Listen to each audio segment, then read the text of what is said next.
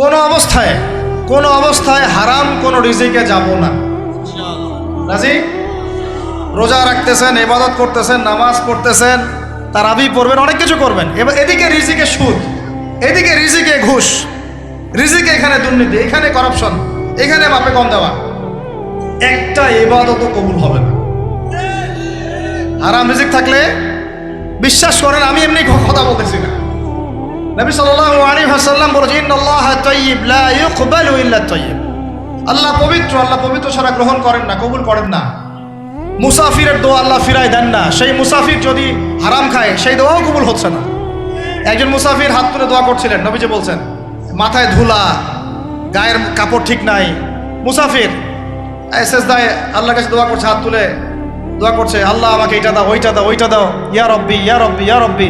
নবীজি বলছেন এই ব্যক্তি যদিও মুসাফির, কিন্তু কিভাবে তার দোয়া কবুল হতে পারে? তার পানীয়টা হারাম, তার খাবারটা হারাম, তার পোশাকটা হারাম। যেতে পারছে ভাই? এমনিতে মুসাফিরের দোয়া কবুল হয়, তিন ব্যক্তির দোয়া আল্লাহ ফিরায় দেন না। কয় ব্যক্তি? এক নাম্বার হচ্ছে মুসাফির, দুই নাম্বার হচ্ছে কি সন্তানের জন্য পিতামাতার দোয়া, আর তিন নাম্বার কি মাজলুমের দোয়া। মাশাআল্লাহ, আপনারা জানেন ভালোই। মাজলুম মানে কি? যার উপর জুলুম করা হয়, যার উপর জুলুম করা হয়েছে। আমরা এখন তো সবাই মাজলুম, তাই না ভাই? পুরো মুসলিম উম্মাহ এখন মাজলুম। ইনশাআল্লাহ এই অবস্থা থাকবে না। ইনশাআল্লাহ জালেম যেখানে জুলুম করবে পতন হবে, সমস্ত জালেমদের পতন বিশ্ব থেকে হবে ইনশাআল্লাহ। এটা সময়ের ব্যাপার। কিসের ব্যাপার? আল্লাহ পাক পরীক্ষা করছেন আমাদেরকে।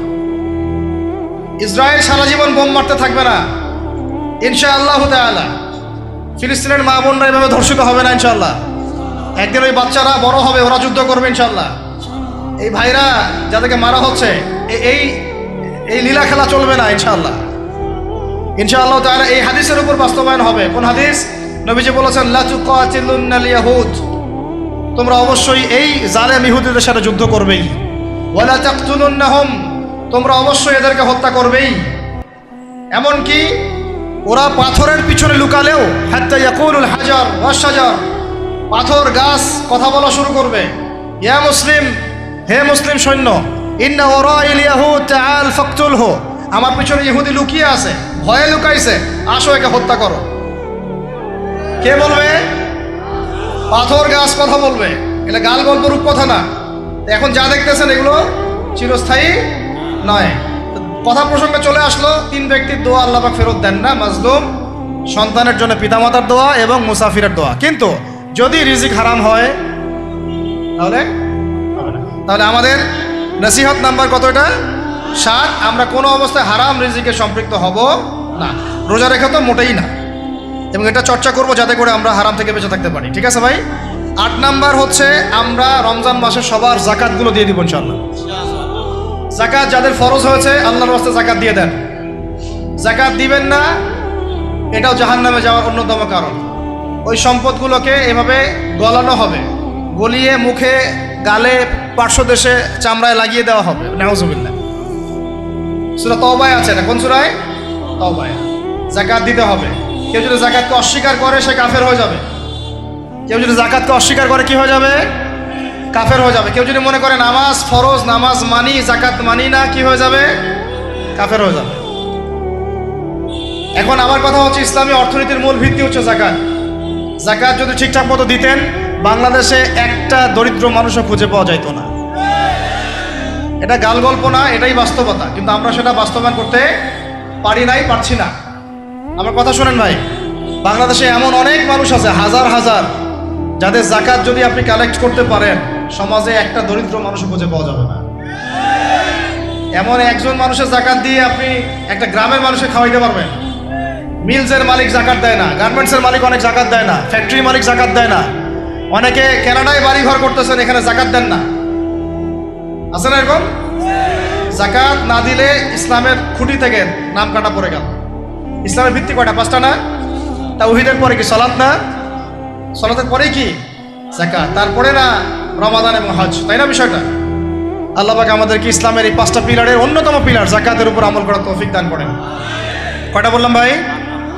8টা। 9 নাম্বার হচ্ছে জাকাত যাদের ফরজ হয় না। আচ্ছা, জাকাত সম্পর্কে 2টা কথা। জাকাত কিন্তু সোনারও জাকাত আসে, রূপারও জাকাত আসে, এই গবাদি পশুরও জাকাত আসে, আবার কৃষি জমিরও কিন্তু জাকাত আসে। কৃষি জমির ফসলের কি হয়? জাকাত আসে, ওটাকে ওসর বলা হয়। আমরা অনেকে এটা জানিও না। ওলামায়ে কেরামদের সাথে পরামর্শ করবেন আপনার সম্পূর্ণ জাকাত আসছে কিনা, এটা নিসাব পরিমাণ হলে বের করে ফেলতে হবে। আল্লাহ পাক আমাদেরকে জাকাতগুলো বের করার তৌফিক দান করেন। আচ্ছা, আর জাকাত দিবেন এমন জায়গায় যেখানে দিলে দিনের খেদমত হচ্ছে। ইন্নামা সাদাকাতু লিল ফুকারা ওয়াল মাসাকিন ওয়াল আমিলিনা আলাইহা ওয়াল মুআল্লাফাতি কুলুবুহুম, আয়াত আছে না, ওয়া ফির রিকাব, এটা সূরা তাওবায় আছে না? সূরা তাওবার 60 নম্বর আয়াত। কত নম্বর? 60। সূরা তাওবার কত নম্বর? এই সূরার 60 নম্বর আয়াতে জাকাতের 8টা খাত বর্ণিত আছে। এই যে কোনো খাতে আপনি দিতে পারেন, তবে আমার পরামর্শ দিনের রাস্তায় ফি সাবিলিল্লাহ এগুলোতে জাকাত দিলে ভালো হবে, আত্মীয়দেরকে দিলে ভালো হবে, মিসকিনদেরকে দিলে ভালো হবে ইনশাআল্লাহ। আল্লাহ পাক তৌফিক দান করবেন। তো এটা হলো 8। 9 নম্বর হচ্ছে 9 না 8? 8 শেষ হলো, 9 নম্বর। 9 নম্বর জাকাত ছাড়াও আমরা বেশি বেশি দান সদকা করবো চাই।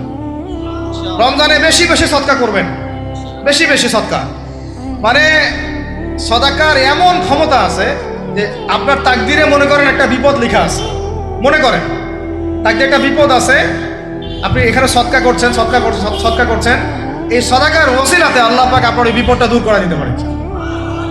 একটা রোগ হয়েছে, বিপদে পড়ে গেছেন, এখন যদি গোপনে গোপনে সদকা করতে থাকেন এবং ওই ওসিলায় আল্লাহর কাছে দোয়া করেন যে আল্লাহ এই সদকার ওসিলায় আমার এই বিপদটা তুমি কাটায় দাও, আল্লাহ কাটাই দেবে।